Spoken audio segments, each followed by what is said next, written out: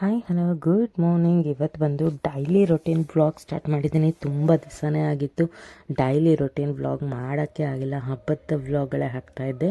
So ಇವತ್ತು finally ಮಾಡ್ತಾಯಿದ್ದೀನಿ. ಬೆಂಗಳೂರಲ್ಲಿ ತುಂಬಾ ಮಳೆ ಬರ್ತಾಯಿದೆ, ಹಾಗಾಗಿ ಸಂಜೆ ಹೊತ್ತು ಹೋಗಿ ವೆಜಿಟೇಬಲ್ ಥರ ತುಂಬ ಕಷ್ಟ ಆಗಿದೆ. ಮನೇಲಿ ಪೂರ್ತಿ ಖಾಲಿಯಾಗಿ ಹೋಗಿತ್ತು, ಹಾಗಾಗಿ ಇವತ್ತು ತೊಗೊಂಡು ಬಂದಿದ್ದೆ. ರಾತ್ರಿ ಮಳೆ ಇದ್ದರೂ ಪರವಾಗಿಲ್ಲ ಅಂತ ಸ್ವಲ್ಪ ಸೈಕ್ಲೋನ್ ಬರ್ತಿತ್ತು, ಇಟ್ಸ್ ಓಕೆ ಅಂದ್ಬಿಟ್ಟು ತೊಗೊಂಡ್ಬಂದೆ. ತರಕಾರಿ ಇಲ್ಲ ಅಂದರೆ ಮನೇಲಿ ಯಾವ ತಿಂಡಿ ಅಡುಗೆ ಏನು ಸ್ಟಾರ್ಟ್ ಆಗೋಲ್ಲ.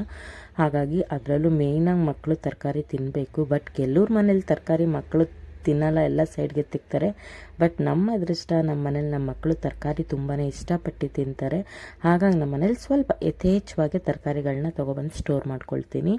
ಹಾಗಾಗಿ ಇವತ್ತು ತರಕಾರಿ ನೈಟೇ ತೊಗೊಬಂದು ಇಟ್ಕೊಂಡಿದ್ದೆ, ಒಳಗೆ ಹಾಕೋಕ್ಕೆ ಹೋಗಲ್ಲ, ಯಾಕಂದರೆ ಹಸಿ ಇರುತ್ತೆ, ಸ್ಮೆಲ್ ಇರುತ್ತೆ, ಸೊಳ್ಳೆ ಮುತ್ತುತ್ತೆ ಅಂದ್ಬಿಟ್ಟು ಎಲ್ಲ ಇಲ್ಲೇ ಮುಂದೆಗಡೆ ಹೊರಗಡೆನೆ ಕವರಿಂದ ಹೊರಗೆ ಚೆಲ್ಬಿಟ್ಟು ಇಟ್ಟಿರ್ತೀನಿ. ಬೆಳಗ್ಗೆ ನಿಧಾನಕ್ಕೆ ಆರಾಮಾದಾಗ ನೀಟಾಗಿ ನ್ಯೂಸ್ ಪೇಪರ್ ಹಾಕಿ ಕವರ್ಗೆ ಹಾಕಿ ಎತ್ತಿರ್ತೀನಿ. ಯಾಕಂದರೆ ಫ್ರಿಜ್ಜಲ್ಲಿ ನೀರು ಕಂಟೆಂಟು ಬಂದ ತಕ್ಷಣ ಅದು ಕೊಳೆತ್ಕೊಳ್ಳೋ ಚಾನ್ಸಸ್ ಇರುತ್ತೆ. ಹಾಗಾಗಿ ಮೇಲೊಂದು ನ್ಯೂಸ್ ಪೇಪರ್ ಹಾಕಿಡಿ, ಆವಾಗ ತರಕಾರಿ ತುಂಬಾ ಫ್ರೆಶ್ ಆಗಿ ಚೆನ್ನಾಗಿರುತ್ತೆ, ಬೇಗ ಹಾಳಾಗಲ್ಲ.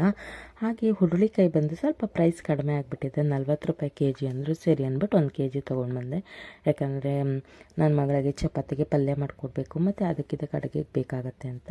ಹಾಗಲಕಾಯಿ ತಂದಿದ್ದೀನಿ. ನಮ್ಮ ಮನೆಯವ್ರು ಸಿಕ್ಕಾಬಟ್ಟೆ ಯಾಕೋ ವಾಂತಿ ಬರೋಂಗಾಗುತ್ತೆ, ತಲೆ ಸುತ್ತಂಗಾಗುತ್ತೆ ಅಂತಾರೆ. ಯಾಕಂದರೆ ಅವರು ಡ್ರೈವ್ ಮಾಡೋದ್ರಿಂದ ಪಿತ್ತ ಜಾಸ್ತಿ ಆಗುತ್ತೆ. ಪಿತ್ತ ಜಾಸ್ತಿ ಆದಾಗ ನಾನು ಹಾಗಲಕಾಯಿ ಪಲ್ಯ ಮಾಡಿ ತಿಂಗಳಲ್ಲಿ ಇಲ್ಲ ಅಂದರೂ 3-4 ಸತಿ ಕೊಡ್ತೀನಿ, ಆವಾಗ ಅದು ಕಂಟ್ರೋಲಿಗೆ ಬರುತ್ತೆ. ಹಾಗಾಗಿ ನಾನು ಹಾಗಲಕಾಯಿ ಪಲ್ಯ ಮಾಡೇ ಮಾಡ್ತೀನಿ ಕಂಪಲ್ಸರಿ. ಸೊ ಅದನ್ನು ತೊಗೊಂಡು ಬಂದಿದ್ದೆ. ಬದನೆಕಾಯಿ ತಂದಿದ್ದೆ, ಸುಮಾರು ಶುಂಠಿ ತಂದಿದ್ದೆ, ಎಲ್ಲನೂ ತೊಗೊಬಂದು ಸ್ಟೋರ್ ಮಾಡ್ಕೊಂಡಿದ್ದೆ. ಕ್ಯಾಪ್ಸಿಕಮ್ ಎಲ್ಲ ನೀಟಾಗಿ ನಾವು ಹೇಗೆ ಸ್ವಚ್ಛವಾಗಿ ನೀಟಾಗಿ ಇಟ್ಕೊಳ್ತೀವೋ ಅದೇ ಇಂಪಾರ್ಟೆಂಟು. ವಾಶ್ ಮಾಡಿ ಇಕ್ತಾರೆ ಕೆಲವರು, ಬಟ್ ನಾವು ಫ್ರಿಜ್ಜಲ್ಲಿ ಇಡೋದ್ರಿಂದ ವಾಶ್ ಮಾಡಿದ್ರೆ ಇನ್ನೂ ನೀರು ಕಂಟೆಂಟ್ ಜಾಸ್ತಿಯಾಗಿ ಬೇಗನೆ ಹಾಳಾಗುತ್ತೆ ತರಕಾರಿ. ಹಾಗಾಗಿ ವಾಶ್ ಮಾಡಲ್ಲ ನಾನು, ಹಾಗೆ ಇಟ್ಬಿಟ್ಟು ಆ ನಂತರ ನಾನು ಬಳಸುವಾಗ ನೀಟಾಗಿ ವಾಶ್ ಮಾಡ್ಕೊಳ್ತೀನಿ. ಯಾಕಂದರೆ ಫ್ರಿಜ್ಜಲ್ಲೂ ನೀರು ಕಂಟೆಂಟ್ ಜಾಸ್ತಿ ಇರುತ್ತಲ್ವ. ಹಾಗಾಗಿ ತರಕಾರಿ ತುಂಬಾ ಒಳ್ಳೆಯದು ಆರೋಗ್ಯಕ್ಕೆ. ಸೊ ಹಾಗಾಗಿ ಯಥೇಚ್ಛವಾಗಿ ತರಕಾರಿನೂ ತಿನ್ನಬೇಕು, ಬರೀ ಮಾಂಸ ಒಂದೇ ತಿನ್ನೋದಲ್ಲ, ತರಕಾರಿನೂ ತುಂಬಾ ಇಂಪಾರ್ಟೆಂಟು. ನಾರಿನಾಂಶದ ತರಕಾರಿಗಳು ತಿಂದಷ್ಟು ಮಕ್ಕಳಿಗೂ ತುಂಬಾ ಒಳ್ಳೆಯದು. ಕಾನ್ಸ್ಟಿಪೇಷನ್ ಪ್ರಾಬ್ಲಮ್ ಎಲ್ಲ ಬರೋದಿಲ್ಲ. ಹಾಗಾಗಿ ಆದಷ್ಟು ಕಲರ್ಫುಲ್ಲಾಗಿರುವಂತಹ ತರಕಾರಿಗಳು ತಿಂದರೆ ಬ್ಲಡ್ಗೂ ತುಂಬಾ ಒಳ್ಳೆಯದು ಅಂತ ಹೇಳ್ತಾರೆ. ಬಟ್ ಇವಾಗ ಮೊದಲಂಗೆ ಬೀಟ್ರೂಟ್ ಎಲ್ಲ ಅಷ್ಟೊಂದು ಟೇಸ್ಟಿಯಾಗಿ ಬರುತ್ತೆ ಅಂತ ಅನ್ನೋಕ್ಕಾಗಲ್ಲ. ಒಂದೊಂದು ಸತಿ ಬೀಟ್ರೂಟ್ ತುಂಬ ಚೆನ್ನಾಗಿರುತ್ತೆ, ಒಂದೊಂದು ಸತಿ ನೀವು ಎಷ್ಟೇ ಚೆನ್ನಾಗಿ ಮಾಡಿದ್ರೂ ಕೂಡ ಅದೇನೋ ಒಂಥರ ಟೇಸ್ಟು ಬರಲ್ಲ, ಫ್ಲೇವರು ಬರಲ್ಲ. ಅದು ಏನಾಗಿದೆ ಅನ್ನೋದಕ್ಕೆ ಗೊತ್ತಿಲ್ಲ ಪ್ರಾಬ್ಲಮ್ಮು. ನಿಮ್ಗೆ ಏನಾರು ಗೊತ್ತಿದ್ರೆ ಕಮೆಂಟ್ ಸೆಕ್ಷನಲ್ಲಿ ತಿಳಿಸಿ. ಕೆಲವೊಂದು ಸತಿ ಮಾತ್ರ ಬೀಟ್ರೂಟ್ ಚೆನ್ನಾಗಿರುತ್ತೆ, ಕೆಲವೊಂದು ಸತಿ ಬೀಟ್ರೂಟ್ ಒಂಚೂರು ಚೆನ್ನಾಗಿರಲ್ಲ ಪಲ್ಯ. ಇದು ನನ್ನ ಓನ್ ಎಕ್ಸ್ಪೀರಿಯೆನ್ಸ್, ಹಾಗಾಗಿ ನಾನು ಶೇರ್ ಮಾಡ್ಕೊಳ್ತಾ ಇದ್ದೀನಿ. ಸೊ ಇಷ್ಟೆಲ್ಲ ಕೆಲಸ ಮಾಡಿ ಮುಗಿಸೋಕ್ಕೆ ಸುಮಾರು ಹೊತ್ತೇ ಹಿಡಿಯುತ್ತೆ. ತರಕಾರಿ ತಂದುಬಿಡೋದು ಹೆಚ್ಚಲ್ಲ, ಅದನ್ನು ಎತ್ತಿಕೋದೇ ದೊಡ್ಡ ಟಾಸ್ಕ್ ಅಂತಲೇ ಹೇಳ್ಬೋದು. ಸೊ ಇವಾಗ ನೋಡಿ ನನ್ನ ಮಗ ಬರ್ತಾನೆ, ಅವನು ನನ್ನ ಎದುರಿಸೋ ಥರ ಮಾಡ್ತಾನೆ, ನಾನು ಅವ್ನಿಗೆ ಎದುರಿಸೋ ಥರ ಮಾಡ್ತೀನಿ. ನನ್ನ ಮಗ ನಾನು ಇಬ್ಬರೇ ಎದ್ದಿರೋದು, ಮಗಳು ಮತ್ತು ನಮ್ಮ ಯಜಮಾನ್ರು ಇಬ್ಬರು ಮಲ್ಕೊಂಡ್ಬಿಟ್ಟಿದ್ದಾರೆ, ಸಂಡೇ ಅಲ್ವಾ. ಹಾಗಾಗಿ ನಾವು ಲೇಟಾಗಿ ಎದ್ದೇಳ್ತೀವಿ, ಯಾಕಷ್ಟು ಬೇಗ ಕಿರಿಕಿರಿ ಮಾಡ್ತೀಯಾ ಅಂತಿರ್ತಾರೆ. ಬಟ್ ನನಗೆ ಹಾಗಲ್ಲ, ನನಗೆ ಎಚ್ಚರ ಆಗ್ಬಿಟ್ರೆ ನಾನು ಎದ್ದ ತಕ್ಷಣ ಕೆಲಸ ಸ್ಟಾರ್ಟ್ ಮಾಡ್ಕೊಂಡ್ಬಿಟ್ಟಿರ್ತೀನಿ, ಯಾವಾಗಲೂ ಅಷ್ಟೇ. ಸೊ ಹಾಗಾಗಿ ಕೆಲಸ ಮಾಡ್ತಾ ಕೂತಿದ್ದೀನಿ.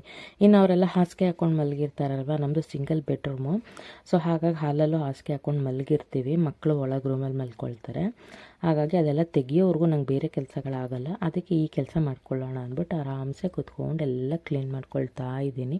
ಇನ್ನು ನಾಳೆ ಮತ್ತೆ ಸೋಮವಾರಕ್ಕೆ ಒಂದು ಸ್ವಲ್ಪ ಪ್ರಿಪ್ರೇಷನ್ ಮಾಡ್ಕೋಬೇಕು. ಸೊ ನಾನ್ ವೆಜ್ ಬೇರೆ ತಿನ್ನಲ್ಲ ಈ ಸಂಡೇ ಅಲ್ವಾ, ಇವಾಗ ಕಾರ್ತಿಕ್ ಮಾಸ ಮುಗಿಯೋರ್ಗು. ಹಾಗಾಗಿ ಸ್ವಲ್ಪ ಕೆಲಸನೂ ಕಡಿಮೆ. ನಾನ್ ವೆಜ್ ಎಲ್ಲ ಮಾಡಂಗ್ರೆ ಇನ್ನೊಂದು ಸ್ವಲ್ಪ ಜಾಸ್ತಿ ಇರುತ್ತೆ. ಇಡ್ಲಿಗೆ ಹಾಕಿದ್ದೀನಿ, ಆ್ಯಕ್ಚುಲಿ ನಾನು ಇಡ್ಲಿ ರುಬ್ಬಿಟ್ಟಿದ್ದೀನಿ. ಸೊ ಇವಾಗ ಇಡ್ಲಿ ಸಾಂಬಾರು ಪ್ರಿಪೇರ್ ಮಾಡಬೇಕು ಬ್ರೇಕ್ಫಾಸ್ಟ್ಗೆ. ಬೆಸ್ಟ್ ಆ್ಯಂಡ್ ಹೆಲ್ತಿ ಟೇಸ್ಟಿ ಅಂತಲೇ ಹೇಳ್ಬೋದು. ಇಡ್ಲಿ ಸಾಂಬಾರು ಅಂತೂ ಸೂಪರಾಗಿರುತ್ತೆ. ನಮ್ಮಲ್ಲಿ ಚಟ್ನಿ ಸ್ವಲ್ಪ ಪ್ರಿಫರ್ ಮಾಡೋದು ಕಡಿಮೆನೇ, ಹಾಗಾಗಿ ಸಾಂಬಾರು ಮಾಡ್ತೀನಿ. ಇಡ್ಲಿ ಸಾಂಬಾರು ತುಂಬ ಇಷ್ಟಪಟ್ಟು ತಿಂತಾರೆ. ಸೊ ಇದಿಷ್ಟು ಕೆಲಸಗಳು ಮಾಡ್ಕೊಳ್ತಾ ನಿಮ್ಮ ಜೊತೆ ಹಾಗೇ ಮಾತಾಡ್ತಾ ಇದ್ದೀನಿ. ಸೊ ವಾಯ್ಸ್ ಓವರ್ ಕೊಡ್ತಾ ಇದ್ದೀನಿ, ಯಾಕಂದರೆ ನಾನು ಎಲ್ಲ ಮನಗಿರ್ತಾರೆ, ಡಿಸ್ಟರ್ಬ್ ಆಗುತ್ತಲ್ವ, ನಾನು ಅವಾಗ ಮಾತಾಡೋಕ್ಕಾಗಲ್ಲ. ಹಾಗಾಗಿ ನನ್ನ ಚಾನಲ್ ಯಾರು ನೋಡ್ತಾ ಇದ್ದೀರಾ ಸಬ್ಸ್ಕ್ರೈಬ್ ಮಾಡ್ಕೊಂಡು ನೋಡಿ ಅಂತ ಕೇಳ್ಕೊಳ್ತೀನಿ. ಹಾಗೆ ವಿಡಿಯೋ ಎಂಡ್ ತನಕ ನೋಡಿ ಸಪೋರ್ಟ್ ಮಾಡಿ ಅಂತ ಕೇಳ್ಕೊಳ್ತೀನಿ. ಬನ್ನಿ ಇವತ್ತಿನ ದಿನಚರಿನ ಶುರು ಮಾಡೋಣ ನಾವು, ಅಲ್ವಾ. ಸಂಡೇ ಸ್ಪೆಷಲ್ ನಮ್ಮ ಮನೇಲಿ ಬಂದು ಬೇಳೆ ಸಾಂಬಾರ್, ಇಡ್ಲಿ. ಚಟ್ನಿ ಬೇಡ ಅಂದರು, ಹಾಗಾಗಿ ಬರೀ ಇಡ್ಲಿ ಸಾಂಬಾರು ಮಾಡಿದೆ. ಇಡ್ಲಿ ಸಾಂಬಾರ್ ತುಂಬ ಚೆನ್ನಾಗಿರುತ್ತೆ. ಚಟ್ನಿ ಜಾಸ್ತಿ ಇಷ್ಟಪಡಲ್ಲ ನಮ್ಮ ಮನೇಲಿ, ಹಾಗಾಗಿ ಇಡ್ಲಿ ಸಾಂಬಾರ್ ಮಾಡಿದ್ದೀನಿ. ಸೂಪರ್ ಆಗಿರುತ್ತೆ. ಹಾಕಿದ್ದೀನಿ, ಒಣಗಾಕ್ಬೇಕು. ಸಖತ್ ತಲೆ ನೋಡ್ತೈತೆ, ಹಾಗಾಗಿ ಎಣ್ಣೆ ಹಚ್ಬಿಟ್ಟಿದ್ದೀನಿ ಚೆನ್ನಾಗಿ ತಲೆಗೆ. ಇವತ್ತು ತಿಂಡಿ ತಿಂದ್ಬಿಟ್ಟು ಬಟ್ಟೆ ಎಲ್ಲ ಒಣಗಾಕ್ಬಿಟ್ಟು ಬಂದ್ಬಿಡ್ಬೇಕು, ಆಮೇಲೆ ಕೆಲಸ ಆಯಿತು ಅಂತ. ಸಂಡೇ ಯಾವತ್ತಿದ್ರು ಲೇಟೇ, ಎಷ್ಟೊತ್ತಾದರೂ ಮುಗಿಯಲ್ಲ ಕೆಲಸ. ಫೈನಲಿ ಮುಗಿಸಿದ್ದೀನಿ ಇವಾಗ. ಸೂಪರ್ ಆಗಿದೆ ಸಾಂಬಾರು. ತಿಂತಾ ಇರೋ ನೋಡಿ.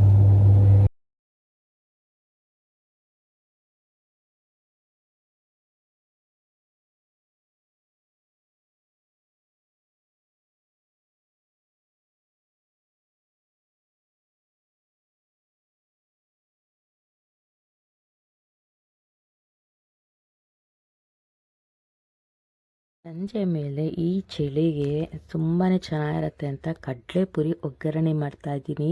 ನಾವು ಚಿಕ್ಕದ್ರಿಂದ ಆಲ್ ಟೈಮ್ ಫೇವ್ರೇಟ್ ಅಂತಲೇ ಹೇಳ್ಬೋದು. ಅವಾಗೆಲ್ಲ ಪಿಜ್ಜಾ ಬರ್ಗರೆಲ್ಲ ಅಷ್ಟೊಂದು ಇರ್ತಿರ್ಲಿಲ್ಲ, ಇದ್ರೂ ನಮ್ಮ ಮನೇಲಿ ಕೊಡಿಸ್ತಿರ್ಲಿಲ್ಲ. ಸೊ ಹಾಗಾಗಿ ಮಿಡ್ಲ್ ಕ್ಲಾಸ್ ಫ್ಯಾಮಿಲಿ ಅಲ್ವಾ, ಸೊ ಏನಿರುತ್ತೆ ಬಜೆಟ್ ಅಷ್ಟರಲ್ಲೇ ನಡ್ಕೊಳ್ತಾ ಹೋಗಬೇಕು. ಹಾಗಾಗಿ ಇದು ಒಂದು ಬೆಸ್ಟ್ ಆ್ಯಂಡ್ ಟೇಸ್ಟ್. ಮತ್ತು ಇದನ್ನು ಓಡಾಡ್ಕೊಂಡು ತಿಂದಷ್ಟು ಸಖತ್ ಮಜಾ ಆಗಿ. ಕಡಲೆಪುರಿ ಆಗ್ಬೋದು, ಕಡಲೆಕಾಯಿ ಬೀಜ ಬೇಯಿಸಿರೋದು, ಹುರಿದಿರೋದಾಗ್ಬೋದು, ಅದು ತಿನ್ನೋದ್ರಲ್ಲೇ ಒಂದು ಮಜಾ.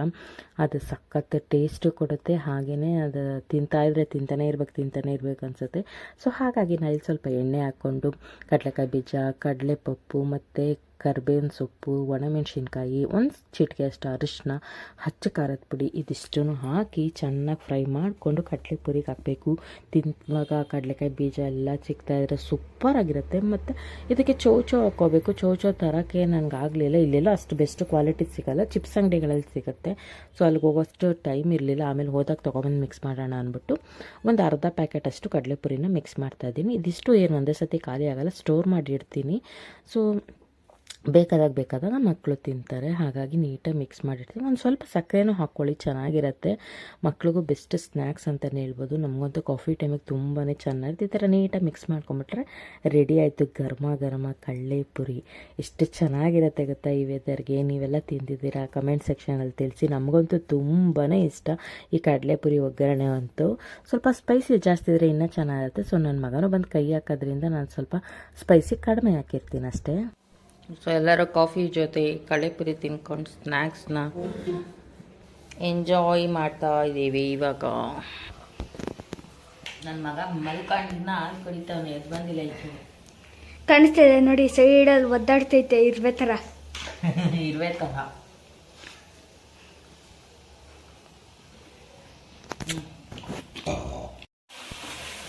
ಸೊ ಫ್ರೆಂಡ್ಸ್, ಇವತ್ತು ಬಂದು ಮಶ್ರೂಮ್ ಪಲಾವ್ ಮಾಡ್ತಾ ಇದ್ದೀನಿ. ಸಂಡೇ ಅಲ್ವಾ, ಸೊ ನನ್ನ ಮಗಳು ನಾವು ನಾನ್ ವೆಜ್ ತಿನ್ನಲ್ಲ ಅಲ್ವಾ, ಹಾಗಾಗಿ ಒಂಚೂರು ಮಶ್ರೂಮ್ ಪಲಾವ್ ಏನಾರು ಮಾಡು ಒಂದು.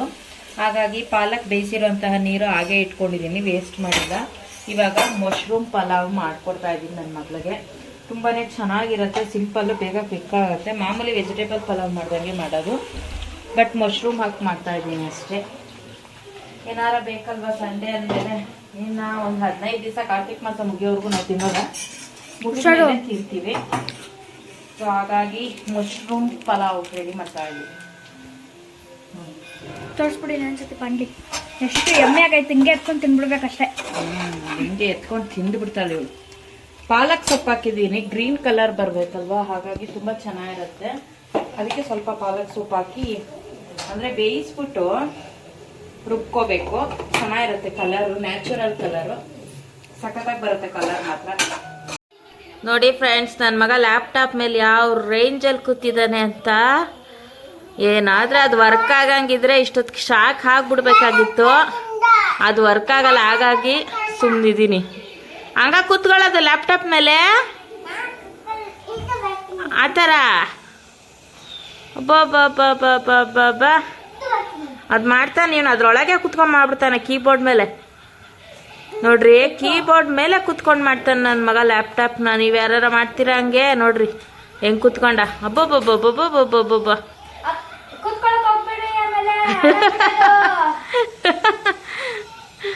ಮುದ್ದು ಅದು. ಫ್ರೆಂಡ್ಸ್, ಮಶ್ರೂಮ್ ಪಲಾವ್ ರೆಡಿ ಆಗಿದೆ. ನನ್ನ ಮಗಳು ಬಿಡ್ತಾ ಇಲ್ಲ. ಬನ್ನಿ ಮೇಲೆ ಒಂದು ಸ್ವಲ್ಪ ತುಪ್ಪ ಹಾಕ್ಬಿಟ್ಟು ಕೊಟ್ಬಿಡೋಣ. ಓಪನ್ ಮಾಡ್ತಾ ಇದ್ದೀನಿ ಮಶ್ರೂಮ್ ಪಲಾವ್.